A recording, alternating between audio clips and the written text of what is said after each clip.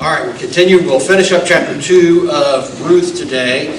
And Sue pointed out to me last week, because I said we don't know who Obed's dad was, but we do, because it said if you go to Matthew 1, his name was Salmon, S-A-L-M-O-N.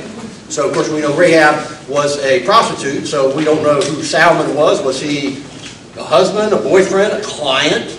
We don't know. But we do know that in God's sovereign plan, everything came together, and somehow this guy whose mother was a prostitute ends up in Bethlehem. He's from Bethlehem, and he ends up owning a bunch of property, or at least enough to have some fields in Bethlehem where they're working. So, again, back to reset where we are. I think because everybody may not have been here.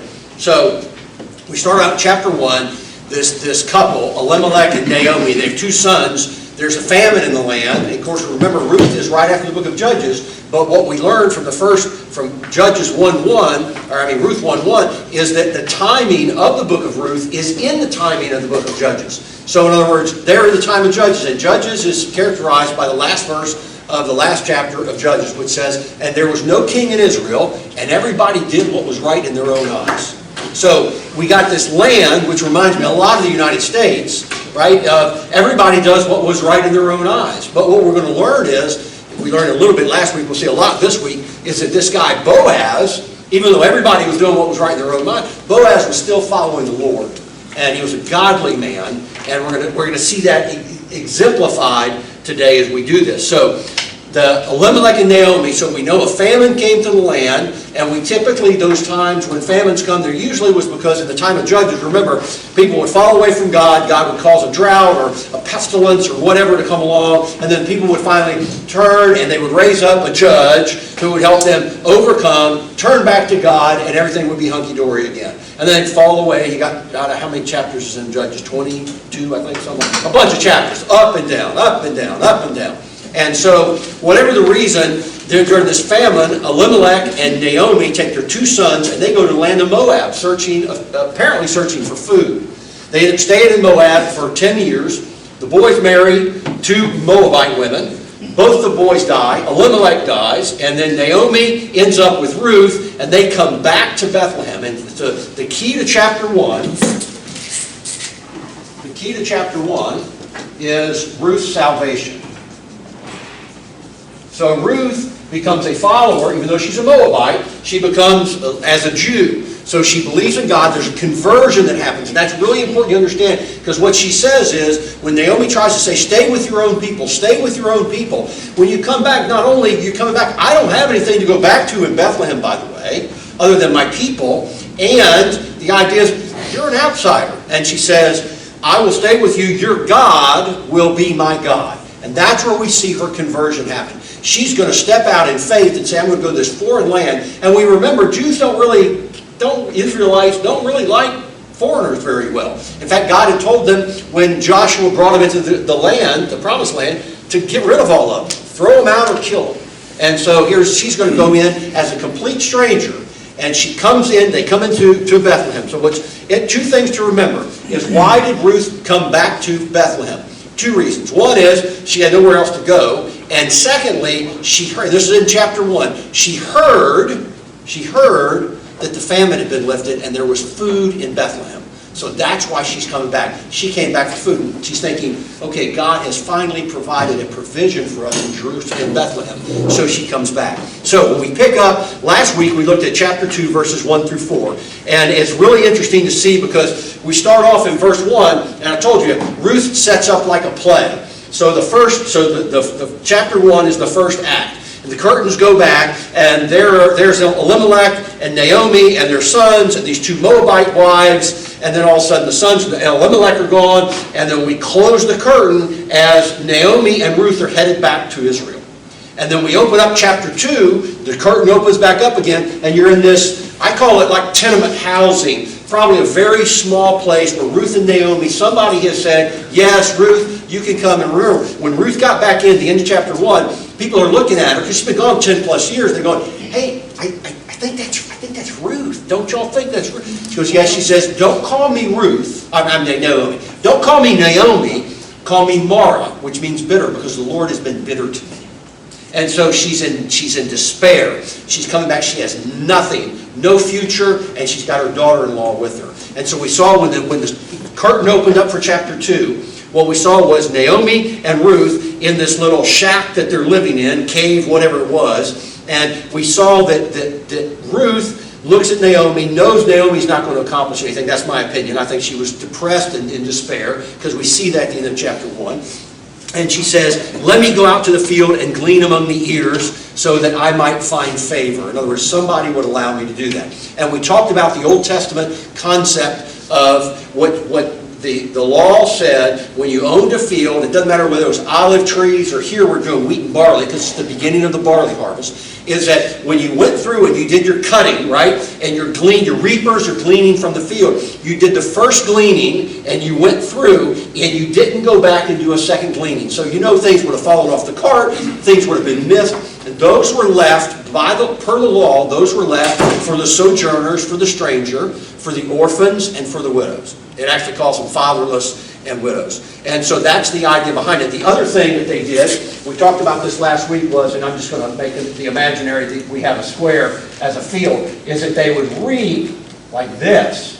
And so all the corners and the edges would be left for the stranger, the orphan, and the widow. And so all the way back through the Old Testament, we see the same thing in the New Testament. We help the orphans and the widows. That's what we're supposed to do. So she's going to get up and go out to this field. Now, what you got to remember is that even though we see Boaz as the example, he's a godly man, which we'll see today, but the reality is everybody else, or most people, were doing what was right in their own eyes. And so Ruth would have been told by Naomi, look, you're allowed to go glean in the field. You pick up leftovers. The example that I used, which I actually heard from Alistair Begg, I really liked it, was he said it would think of they come back, they have nothing, and Ruth says, I'm going to go collect aluminum cans. Collect enough aluminum cans so I can go to the recycle to get some money to buy some food. That's what it is. You're picking up scraps that are left over. You're not going in and saying, hey, I'm getting the whole field. But they wouldn't, not all field owners would have allowed poor people and destitute people to come in and glean. Why do I say that? Because everybody was doing right in their own eyes. So if you went out and looked at it, it would be like today, you'd have some people saying, hey man, that's my field? Oh, I'm getting all of it. You're not getting anything. You're a widow. Debbie, you're a widow. Go to somebody else's field, not to my field. That's what it is. And what we also know, because it's set up, and Naomi tells Ruth, and we also hear it come from Boaz, is that she may have gotten beaten or raped when she's there, or even killed doing these things. So it was a dangerous thing. But you know what she did? She got up and went. And we ended chapter 1, or verse 4, chapter 2 last week with the idea that she did something. She didn't just sit back. She says verse 2, let me go to the field and glean, and after him, and I might find favor. And she was talking about favor, somebody who would just allow me to glean in their field. And so she went out and she found a field and she started gleaning. And then we see the sovereignty of God come along, because what happens? She goes to this random field and she starts gleaning. And the first thing she did was she asked if you have reapers. Reapers are cutting and then gleaners are picking up. So she goes to the reaper and she says, can I glean in your field? And he says, yes, you may. And then as she's gleaning, here comes this man Boaz. And Boaz happens to own the field. And so we looked at the sovereignty of God, that she happens to find Boaz's field. Boaz shows up at the same time. He greets his workers, and look what he says in verse 4. As Boaz comes in from Bethlehem, out from Bethlehem to the field, he says to the reapers, the Lord be with you. And they're going to say, the Lord bless you. So immediately we know this man Boaz, who we just heard of in verse 1, by verse 4 we know he's a godly man. He takes care of his workers. And so we're going to see the sovereignty of God. And there's some words in here that we're going to see. I want you to see it because it's going to all tie in at the end. And the first, it's not a word that's necessarily used, but it's a concept. And that first word is kindness. All right, so we'll see, and we'll come back to that. We'll see what happens. So let's read our text and we'll come back to tear it apart. Verse 5 through 23. Then Boaz said to the young man, this is the reaper. So he comes in, he says, the Lord be with you. And they say, the Lord bless you. And then he looks at his head reaper, his head servant, verse 5, and he says to the young man in charge of the reapers, whose young woman is this? So he knows his people. Now remember, Bethlehem's a small town. right? And so, yeah, you're going to have people, when the harvest is going, you have people coming from all around to come into harvest, to work in the harvest. And then you're also going to have destitute people, widows, orphans, that come in from the surrounding areas. But he looks and he sees a woman in the field, has no idea who she is. Now, in those days, he wouldn't approach some woman, right? That's just how it done. So look how he does it. He asks him, he says, and Boaz said to the young man, whose young woman is this? In other words, who does this woman, pointing to Ruth, who does she belong to? Who's her husband? Who's her father? Whatever. And the servant who was in charge of the reapers answered, she is a young Moabite woman who came back with Naomi from the country of Moab. And she said, Ruth said to the head reaper, please let me glean in your field and gather the sheaves after the reapers. So she came, and she has continued from early morning until now, except for a short rest. And then Boaz said to Ruth, so now that he knows she's not affiliated with a man, then now he approaches her directly to come speak to this woman.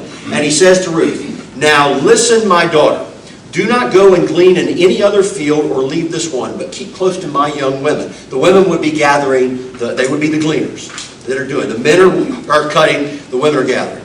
Let your eyes be on the field that they are reaping and go after them.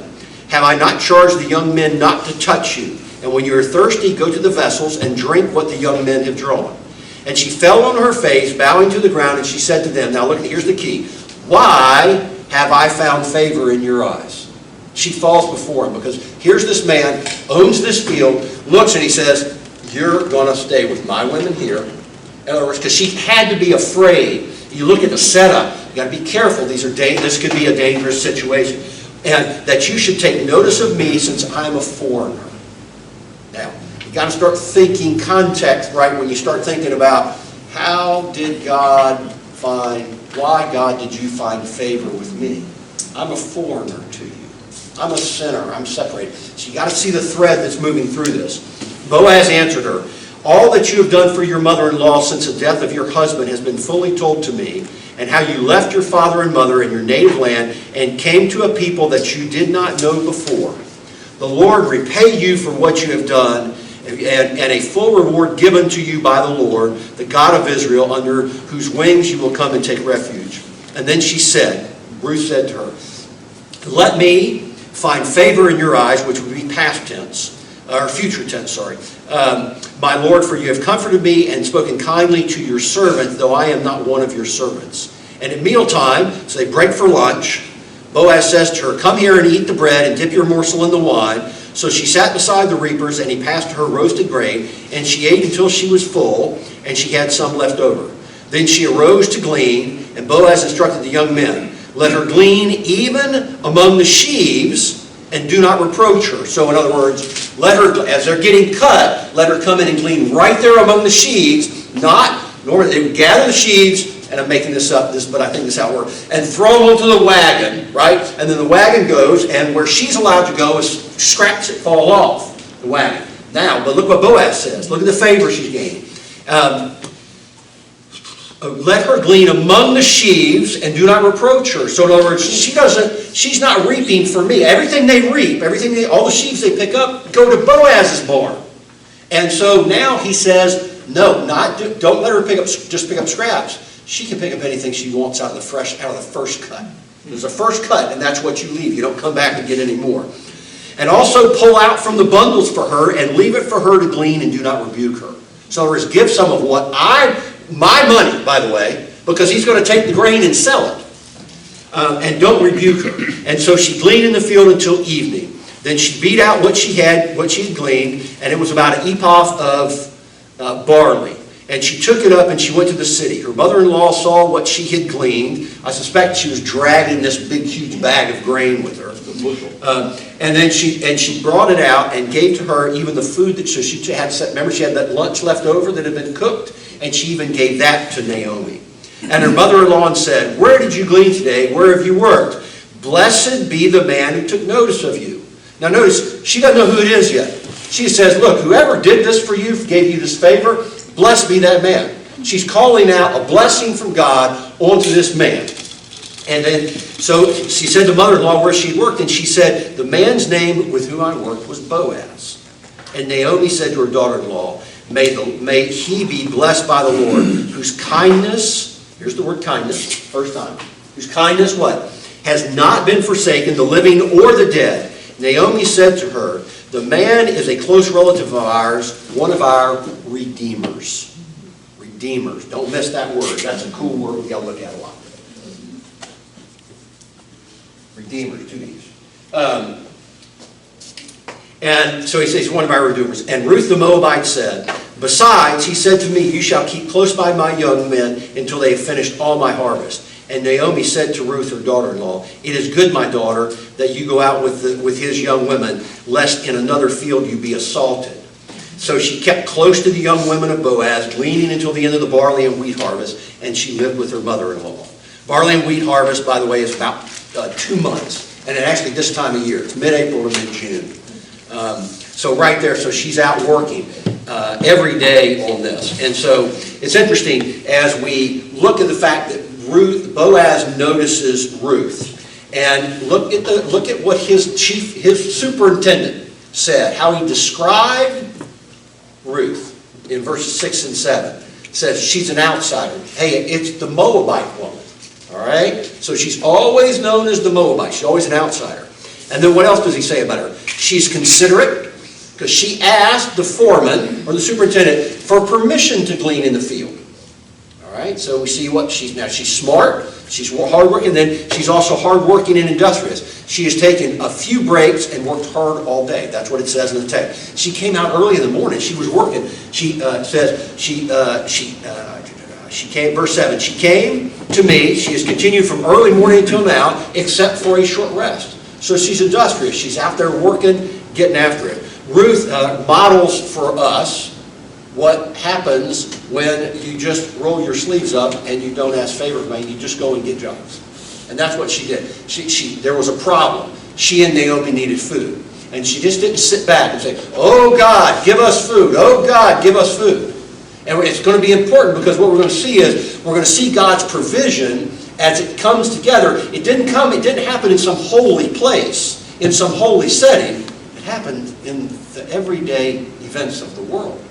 And we talked about this a couple of weeks ago, is that when you talk about the will of God, and when people say, I want to know the will of God in my life, is that the will of God doesn't, at least in my experience, it doesn't just come down on a string through your chimney to your living room, all right, for you to look at. It unrolls like a scroll. Day by day, you look for the will of God, because it's all in just what we do in and out every day. So think about, as you look at the story, think about, here's this guy Boaz, and clearly he must have had a presence when he come in. I don't know if he rode in on a cart or a buggy or a chariot or a horse or whatever, but clearly everybody knows this is the boss man coming up.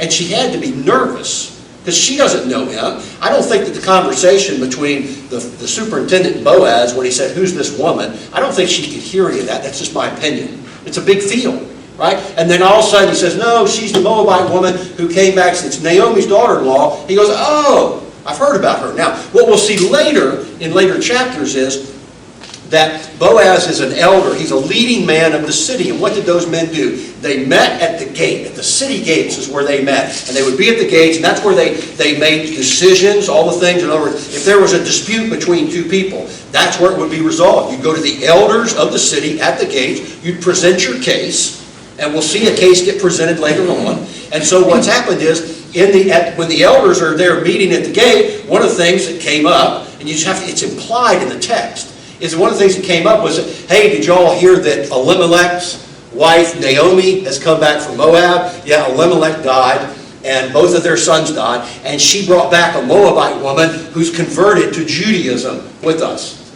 And so, oh my gosh, Naomi has nothing, and Ruth is with her, and Boaz hears that, and he made a mental note of it. So as soon as he figured out, when the guy said, yeah, that's Ruth the Moabite who came back with Naomi, he makes a beeline off across the field. And so I just vision, because I read in color, I just vision, all of a sudden Naomi, Ruth's there doing work. She looks up, she sees this guy who clearly is in charge making a beeline for her. And I think her heart goes, boom, boom, boom. What's he going to do? She doesn't know he's a godly man. Is he going to come over and take her and pull her by the hair and throw her in the back of the chariot and haul her away and rape her? I mean, the text clearly implies that could have happened. And so here it is, and then he comes over, and look at this, in verse 8, I love this, and then he says to her, listen, my daughter, do not glean in any other field, but keep with my young women. Let your eyes be on what they are reaping. I have charged the men not to touch you. If you're thirsty, go drink, and go drink the water that young men are drawing from the well. And she falls on her face and says, why have I found favor in your eyes?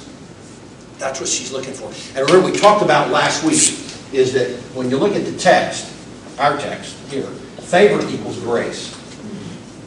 Right? Because what has he done for her? What is grace? Grace is free. You don't do anything to merit grace. She didn't do anything to merit grace. But from a worldly perspective, why did she find favor with Boaz? Because he looks and says, oh yeah, I've heard what you did for my sister in Christ, would be what we would say, what you did for my sister in Christ, Naomi. And it ends up, he's a redeemer. They're related. So Boaz and Elimelech are related to each other. We don't know how, but it's irrelevant. But they are related.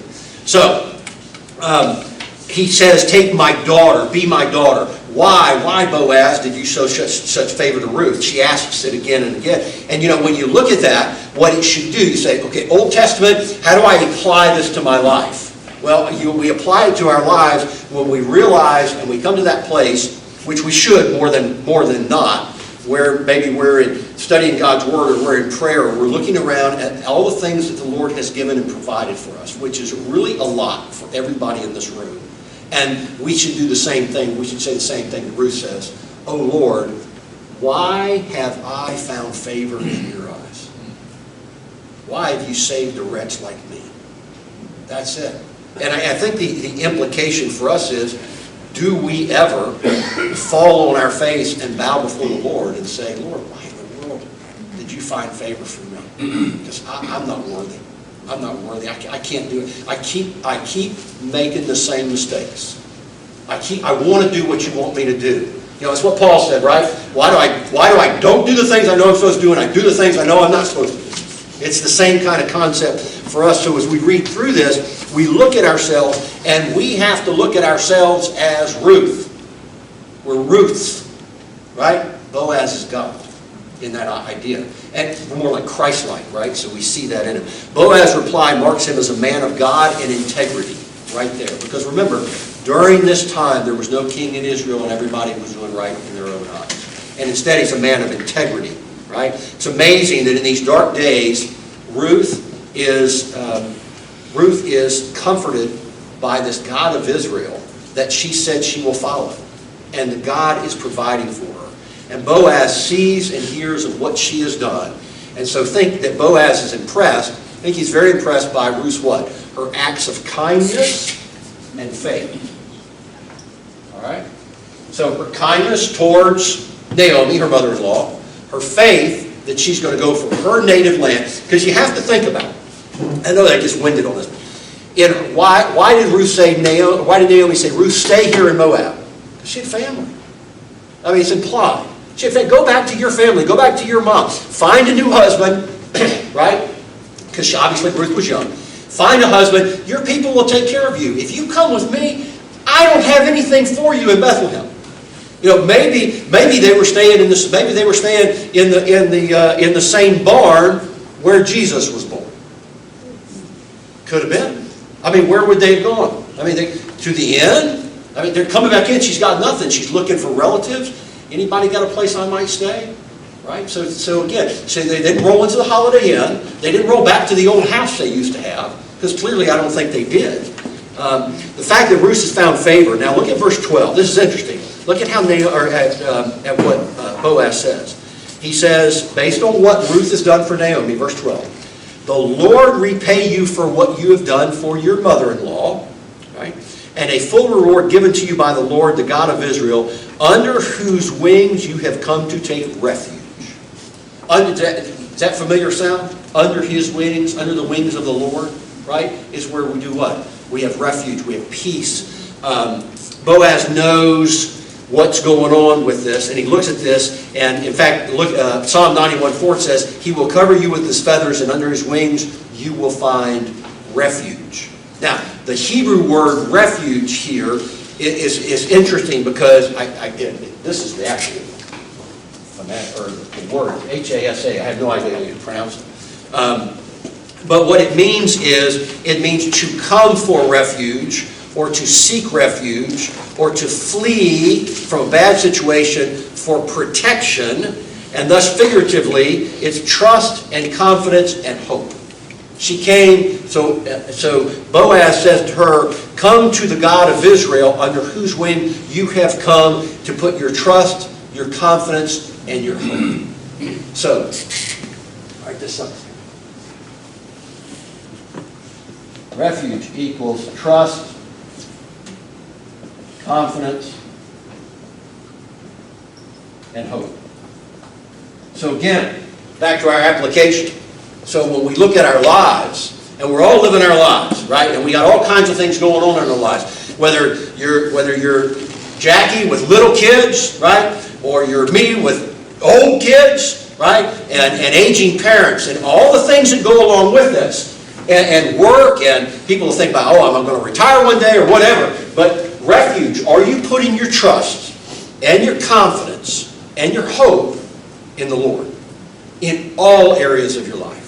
Got struggles with certain relationships somewhere? Are you putting your trust and confidence and hope that the Lord can repair those versus you trying to repair it or you trying to fix it? All those things come in. So we look at, and so what Boaz is telling Ruth, he says, I am seeing by your actions, we talked last week about actions, right? I am seeing by your actions that you're putting your trust, your confidence, and your hope in the God of Israel. And by implication, I think the conversation was a little bit longer than one sentence. What he was saying is, you're right. And let me tell you something, Ruth. I put my trust, my confidence, and my hope in the Lord, and He has always come through. Doesn't mean that everything's perfect, because what we're going to learn about is, number one, Boaz is single. He's evidently old enough to own all these fields. If he's related to Elimelech, we're going to imply that they probably would have been around the same age. Now, we don't know if he was a widower, or if he was never married. But for whatever reason, he's single. And he's a man, and we learned last week about he's a man of integrity. It says he's a man of wealth. We know at least he owns a field, maybe multiple fields to do. And you can see when he says, don't go into other fields, because the poor, the destitute, the widows, the orphans, what they would do is they just go field to field to field to field, because there's only so much grain you can pick up. But what he's told her is, you stay in my field, and you take anything you want out of the sheaves. Out of first cuts, you can have that. First cuts, first fruits. See all the things that tie in here? All the things. What did Boaz say? What does God say to us? What does God say to us through Christ? He was the first fruit. We studied that a few weeks ago, right? When we looked at the festivals, right? For Passover, unleavened bread, first fruits, and Pentecost, the spring ones, which have all been fulfilled. So Jesus was our first fruit, and so that's what He gives to us in the same way. This word refuge, that means trust, confidence, and hope, is used 154 times in the Old Testament, that particular word. And it's very similar to the New Testament concept of faith and belief. Faith and belief, that's what it is. She had faith and belief in who God was. Or you can say belief and faith. She had belief in God and faith that He would provide for her. Psalm 2:12 says, blessed are those who put their trust in the Lord. Dedication and determination. That's what I like about Ruth. Dedication and determination. Look just in this chapter, verse 2. Let me go to the field. Verse 7. Let me glean and gather. Verse 13. Let me find favor. All those things she was doing. She was going forward with that. Dedication and confidence. In verses 14 through 17, the text makes it clear of Boaz's generosity. It's unusual behavior for a wealthy landowner to give all this stuff to a foreign widow. We remember all this. We talk again and again and again. Remember even up to Jesus' day, which would have been the same back then. Good Jews in the time of Jesus wouldn't even walk through Samaria because they didn't want Samaritan dirt on their boots. That's how they don't do well with foreigners, even though she was a convert. I believe that what happened is, and this is my opinion, but I think when we look at what Boaz says, why do I find favor, Ruth asked? Because I understood what you did for Naomi. And Naomi is a friend. She's a sister in Christ. And she also is the widow of a relative of mine. And so what he sees in her, I think, is the same things he sees in himself. She's a woman of integrity. She's a woman of dedication. She's a woman of determination. And because remember, if he's a field owner, you've got to be dedicated to your work, right? You've got to get it planted. You got to get, I mean, they didn't have sprinkler systems, right? So you got to get it planted. You got to trust that God's going to provide rain, that the rain's going to get there. There's risk involved because he's got a cost to plant. So all those things that come along, and I think he sees these exact same things, because what do we know about, look, here's the interesting thing about Ruth, is it says, the reaper said originally, she has been here, has continued working from early morning, and then we see later on in the text that she worked until dark, till late in the day. So she's been working from morning to night. He sees that. She's dedicated. Why is she working? She's working so that she and Naomi can eat. And not just so she can eat, but she and Naomi can eat. So verse 17, verse 7 says she worked early in the morning. Verse 17 is she worked till evening. Proverbs 31:27, which talks about, right, a woman says, 27b says, she does not eat at the bread of idleness. She does not eat at the bread of idleness. And that's her. So she's showing all these things. So what we see when it talks about, we don't know how much a ephah was, but it was a lot. It was enough that, what's that? 29 pounds. 29 pounds. That's a lot for her to have gleaned, right, to bring back. And so that, when we think about 29 pounds of barley and how much that means, that'd feed you for a long time, just she and Naomi especially. So now look at what begins to happen as we go into 18 and 19. We read it, but just watch the sequencing of how it is. In 18, Ruth brings back the mother load of food, including leftovers of a cooked lunch. Naomi didn't even have to cook.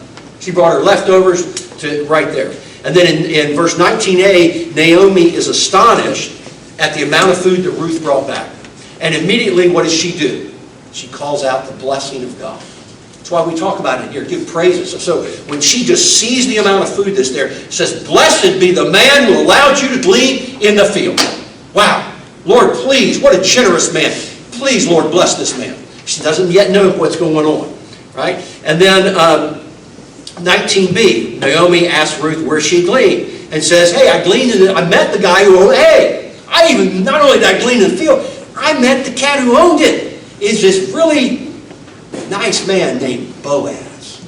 And you see Naomi's eyes get about this big around. Boaz. Of course, she's been gone a long time. She doesn't know, she knows that Boaz is a relative, but she may not know how long. She may not, Boaz may be married, who knows. But she knows that he is something that's there. And so in 20a, Naomi exclaims a blessing on Boaz. And so she stops. And again, the way I look at it is she said, blessed be the man who last showed favor to you to do that. Who was it? Boaz. And she said, oh my gosh, I remember Boaz. I absolutely remember Boaz. And then she stops and she does it again. Lord, praise you, Jesus, for the fact that you allowed Boaz to have this field and that he was so generous to us, Lord. Bless him.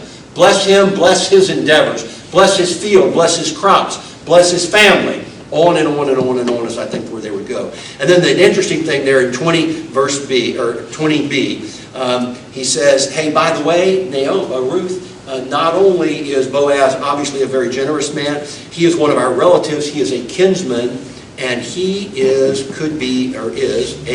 one of our redeemers. A redeemer.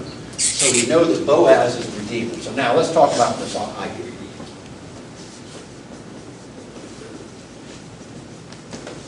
Kinsman, redeemer. All right. In the Old Testament, there was a law, and it was the law of the kinsman redeemer. All right, and this is the only example in Scripture where we see it actually played out. Doesn't mean it got played out, it didn't get played out, but this is the idea behind it. So let's talk about what that is. So Boaz was from the clan of Naomi's husband, Elimelech. And so you think about when we started this chapter, and we were at the end of last chapter 1, and we started this chapter, where's Naomi's head? Where's Naomi's mom? Really in despair. She's in trouble. What's going to happen to us? What's going to happen? Now all of a sudden, what a difference a day makes. Ruth leaves. She comes back in the day, hot, sweaty, dirty, dragging all this food. Uh-oh. Maybe Naomi's going, oh, maybe the Lord is going to provide. Hey, wow, that man was generous. Who was it? Boaz. Uh-oh, Boaz. I think she said the light's starting to go on. He's a redeemer of ours. So the concept of kinsman redeemer basically is this.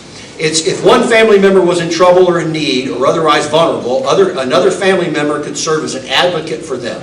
And so we'll look at two aspects of the kinsman redeemer. First aspect is called the Levirate marriage, right? And that's found in Deuteronomy 25, 5 through 6. It says, if brothers dwell together and one of them dies and has no son, the wife of the dead man may not be married outside the family to a stranger. Her husband's brother shall go into her and take her as his wife and perform the duty of a husband's brother to her.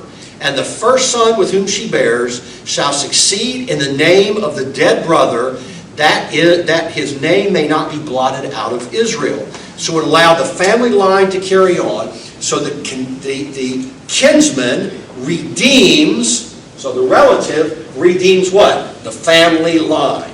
So it would have been, they would have been named after Elimelech. Okay? Name only, it doesn't matter whose birth it is. There was another concept that if a relative were forced to sell land out of an economic situation or a hardship, then another family member could come along and redeem the land. And that's Leviticus 25, 23 through 25. It says, the land shall not be sold in perpetuity, for the land is mine. That's God speaking. He says, for you are strangers and sojourners with me. And in all the country you possess, you shall allow a redemption of the land. If your brother becomes poor and sells part of his property, then his nearest redeemer, nearest closest relative, shall come and redeem what his brother had sold.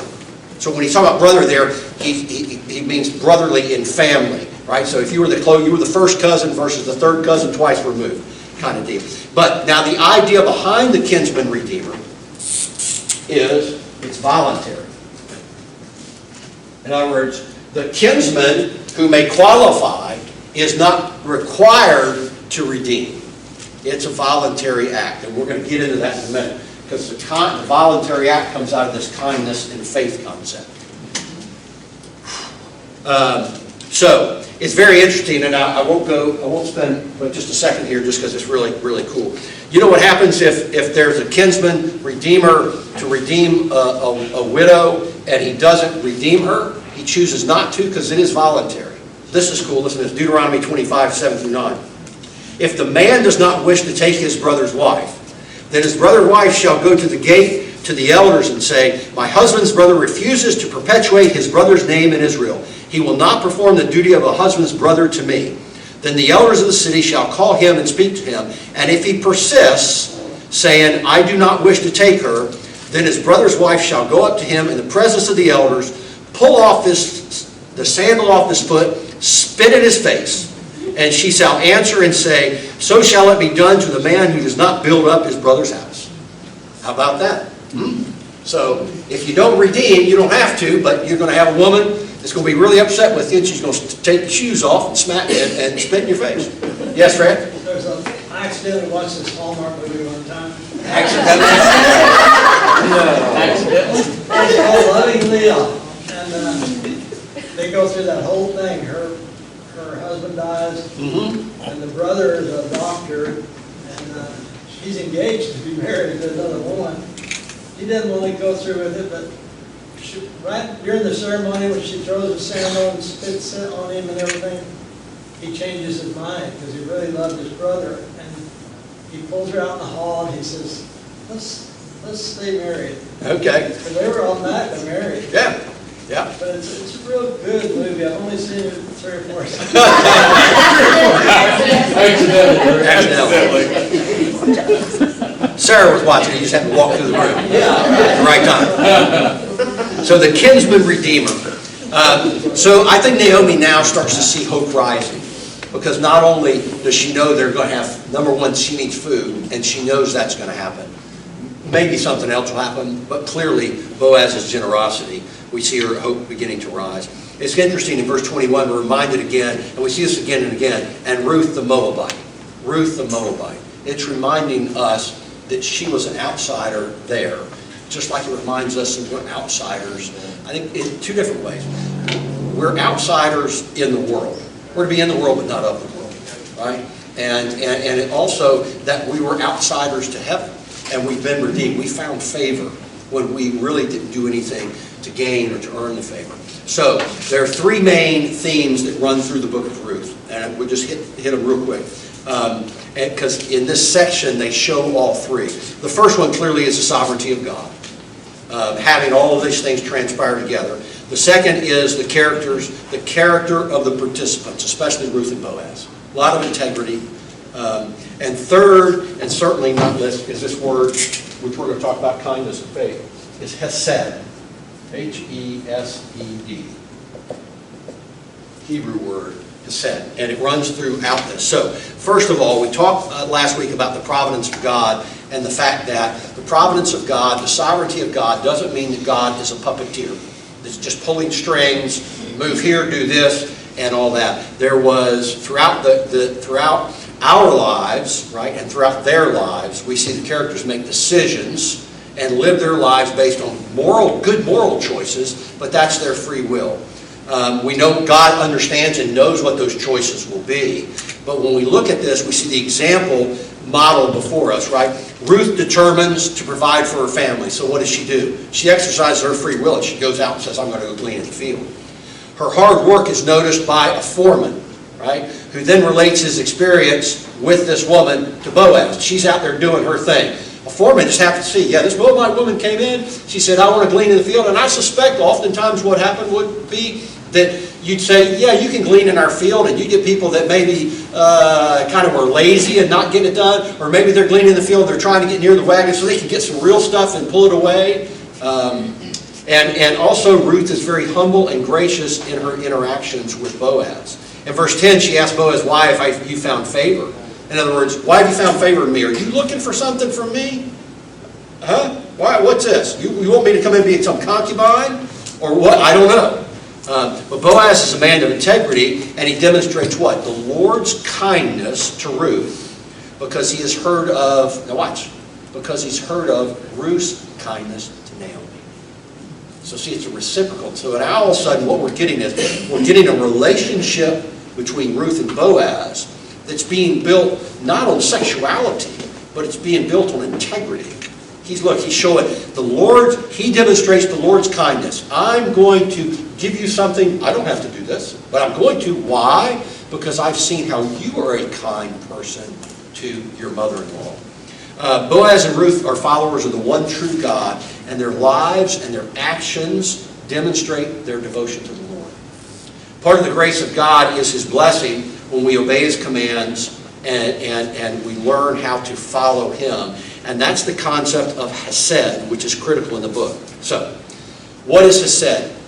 There is no one word or two word or three word translation for hesed out of the Hebrew into our English language. But let me give you the concept. It is expressive of relationships, number one. Hesed is relationships. So what does that imply? More than one. So you can't have a relationship, you don't have a relationship with yourself, you have a relationship with other people. So it's relationships, it includes loyalty, faithfulness, kindness, goodness, mercy, love, and compassion. Kind of like the fruit of the Spirit, all rolled into one, but you got to exercise the fruit of the Spirit. You have to do it. It springs out of and is based on relationships. Hesed is never alone. It is deeply tied to a covenant, which is a relationship. It emphasizes commitment and loyalty between two parties. And so, look at the commitment and loyalty. He says, hey, look, don't go to anybody else's field. You stay with me. I want to be loyal to you. You be loyal to me by gleaning in my fields and doing the work here. Because remember, now she's going to start gleaning in the fields that are actually going to go back to Boaz's storehouse. So she's now a maidservant. She's actually working for Boaz. So he's looking for loyalty. Hesed is fundamentally action. It's not just something we talk about or think about. It's in the context of the deep, enduring relationship or commitment between two people. It doesn't necessarily mean marriage. It's between the commitments that we have between brothers and sisters in Christ in our actions to do what? To show loyalty and faithfulness and kindness and gentleness and mercy and love and compassion. And think about how that plays through us as Christians, right? Because even though we're Christians, we're still human beings. We're still fallen, sinful people, right? We may step on each other's toes.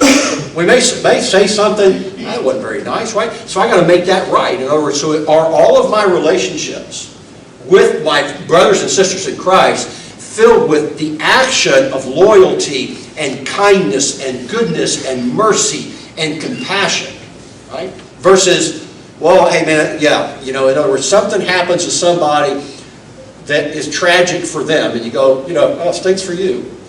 Where's the compassion in that? Right? In other words, what the New Testament talks about, if Marvin hurts, I'm supposed to hurt. Right? In other words, so my relationship as a brother in Christ with Marvin ought to be, and when Marvin celebrates, man, I want to celebrate with him. Right? When we see the goodness of what God has done, all things come through. One final aspect of Hesed, just like kinsman and redeemer, it's voluntary. Right? In other words, what it does is Hesed goes above and beyond what is required. And what is required is the minimum. All right, so look. And so how do we see that play out in this text?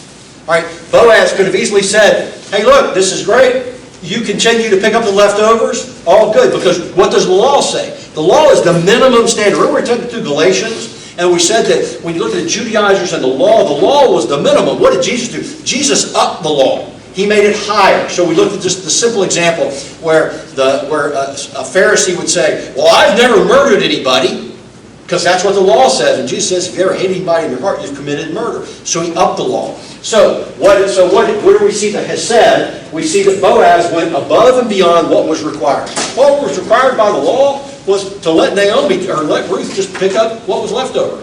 He went above and beyond. That's Hesed. It goes from the law, which is the minimum required, right, to glean in the field. And Boaz said, get all you want and work for me, and it's undeserved. Right? So Boaz shows extreme Hesed to Ruth, just like Ruth showed extreme Hesed to Naomi by following her all the way back to Jerusalem, to Bethlehem. And you got to remember, you got to put yourself in the story. If they're in Moab, which is kind of far away, just think about the journey, and you think about in those days, so they're journeying through Moab, 2 women, no men, headed back to Bethlehem. I don't think that was an easy flight. Number one, they would have had to have taken food with them, or people would have to be kind to them.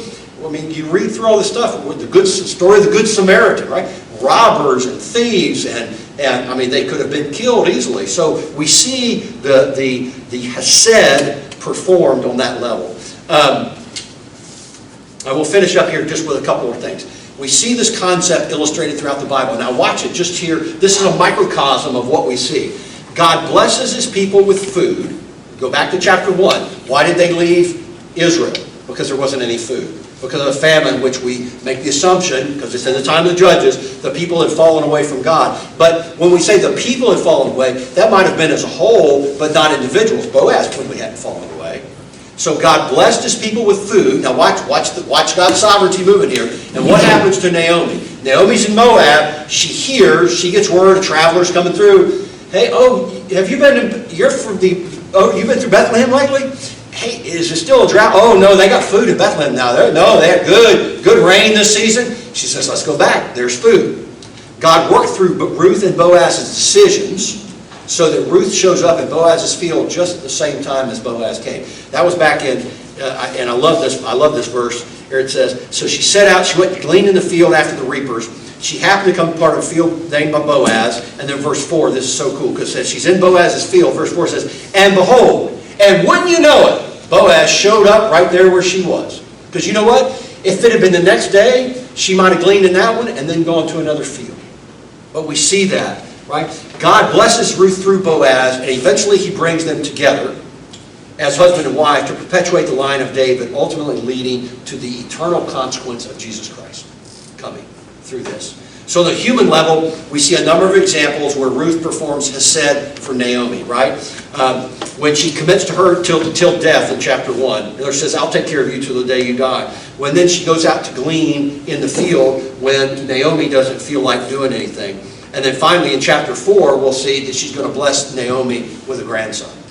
And then Boaz is a model of hesed. Look what he does. He blesses Ruth in her dire need, protects her as she gleans, goes way above the law to grace when he gives her an enormous amount of food and says, stay with me. And finally, he redeems her and her family in chapter 4 when he marries her, which would allow Elimelech's line to carry on.